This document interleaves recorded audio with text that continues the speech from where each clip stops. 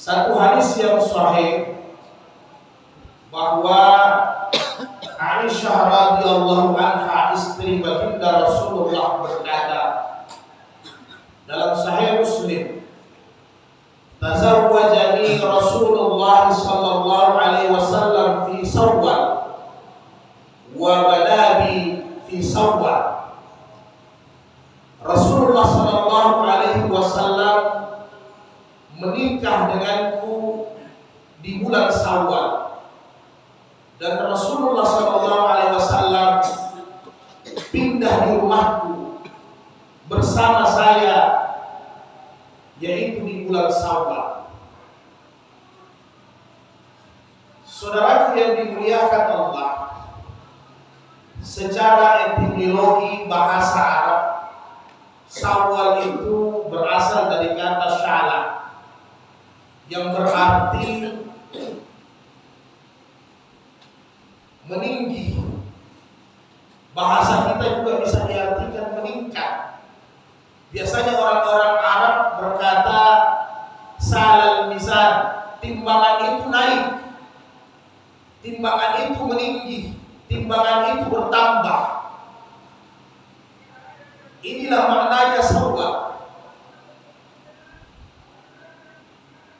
Di bulan Syawal biasanya di zaman jahiliyah, di zaman Nabi Rasulullah, itu mereka melihat ekor onta betina itu naik, yang menandakan dia tidak bisa menerima jantan onta. Sehingga orang-orang jahiliyah berkata bahwa di bulan Syawal ini tidak boleh menikah, tidak boleh pindah rumah, karena nanti sial, nanti berakibat pasangan suami istri itu cerai. Kalau pindah rumah di bulan Syawal, nanti isi rumah itu tidak tentram dan bahagia. Itu mitos yang ada di Arab jahiliyah ketika awal-awal Rasulullah membawa risalah Islam. Maka ketika itu Rasulullah memberikan contoh untuk membantah ini mitos jahiliyah. Pertama kali Rasulullah menikahi Ummu Salamah radhiyallahu anha, salah satu dari istri Nabi, yaitu di bulan Syawal, untuk menguatkan orang-orang yang sudah memeluk Islam bahwa di bulan Syawal ini bukan hari sial, bukan bulan sial.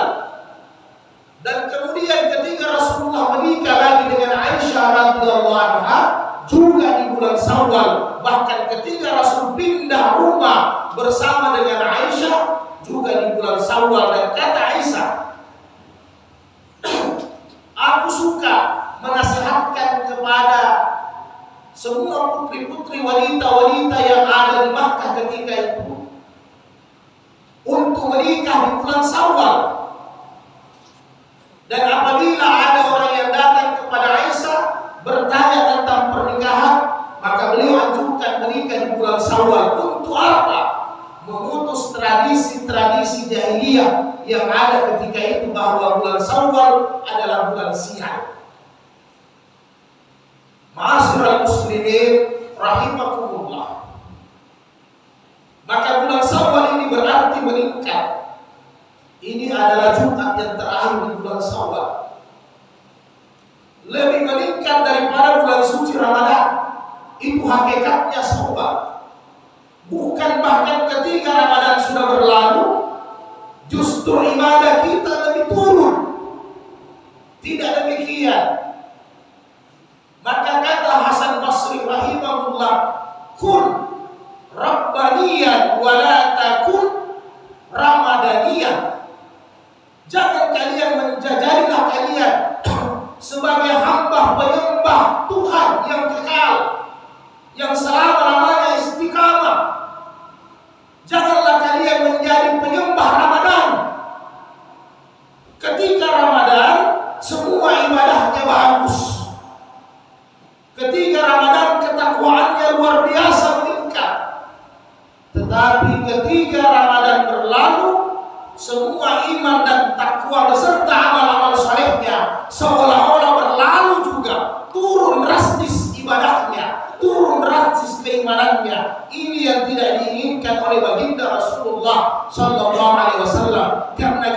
adalah menyembah Allah Subhanahu wa taala. Allah di mana saja, di bulan mana saja, kapan saja harus kita sembah, bukan nanti dengan momentum bulan suci Ramadan.